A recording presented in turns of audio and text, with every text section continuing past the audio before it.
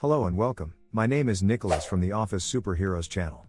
In today's video tutorial, we're going to show you how to add axis names in Excel. In addition, we'll also show you how to format these names and also how to remove them.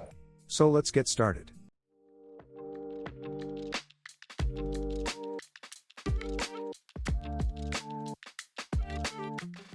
We'll show you everything step by step.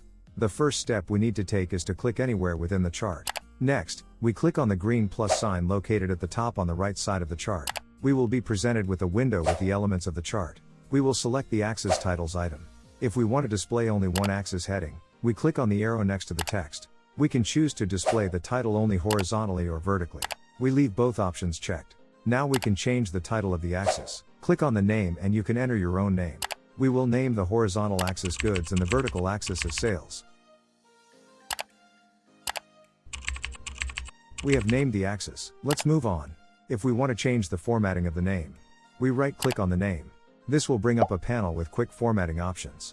Here we can change the background color. For example, let's choose this color. We can also change the font style or size.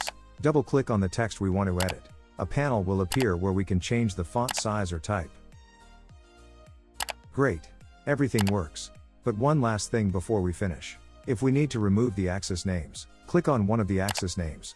Then click on the green plus sign in the top right corner. Simply deselect axis titles. The titles will be removed from our chart immediately. What can you say? It was a piece of cake. Thank you for watching this video. I hope it helped you. If it did, let us know via a comment or like.